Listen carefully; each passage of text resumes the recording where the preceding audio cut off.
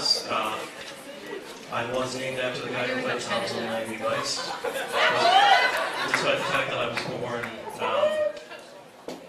before the show started. Anyway, my story is about my first impression and my last impression of a young woman. We were set up on a date, and things were great. Things were just easy. Sometimes, believe it or not, you get into a relationship where things are just easy with a person. Talking is easy. Walking down the street, easy. Grocery shopping, easy. Other things. But what I started to realize after time went on, that first impression, ladies and gentlemen, unlike most circumstances, it didn't pan out. As time went on, I just began to notice that things were just a little too easy. Things just started to plateau, and I kept thinking, well, maybe this relationship will hit its stride. Maybe things with me and this young woman, let's call her Sue. Maybe things with me and Sue will just all of a sudden let that spark. I'm sitting down to lunch with one of my friends one day, and he says, Phil, how are things going with you and Sue? And I'm like, yeah, things are okay, It'll pan out. He's like, no, you have to break up with this girl. I'm like, no! Just give me just a few more days. He's like, no, you gotta break up with her. When are you gonna see her next? I'm like, I'm supposed to see her tonight. He's like, break up with her tonight. Meanwhile, at Sue's house, there's a knock on the door. She opens it. It's her creepy next-door neighbor, and he is holding an entire crate of school milks. You know those tiny little milks you used to get? He's holding, and he goes up to her and he goes, hey, do you drink milk in this house? She goes, yes. And he hands her the crate and goes, enjoy. And walks off. She's standing there holding an entire crate of school. They're so tiny. They're small. They're yellow and white. They're school milks. She's holding about 40 of them, and she goes, you know what? I can't drink all of these.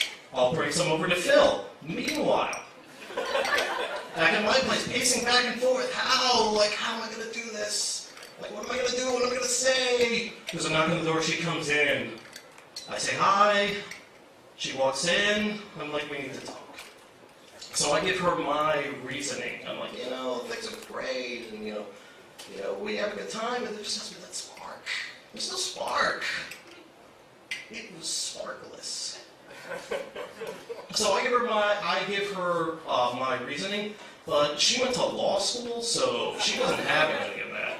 And she goes, and she's just throwing stuff at me. Like, I'm trying to dodge it. Like I'm pulling my matrix out. Finally, after 20 aggravating minutes, she's like, well, you know what? I don't agree with you, but your point is made. I see you've made up your mind. So her eyes started welling up.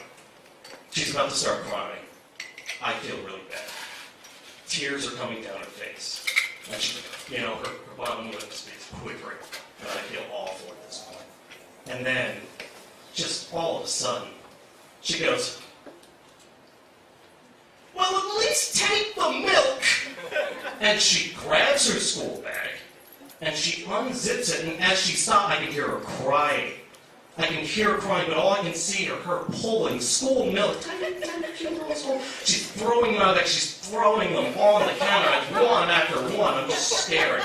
I am staring at the counter as all these tiny little school milks are just piling up. They're so cute. How could they be involved in something like this? And she's just sobbing as they're piling up. Just milk after milk. She zips up her bag. She is crying. She's screaming. She's going down the stairs. And you know what, ladies and gentlemen?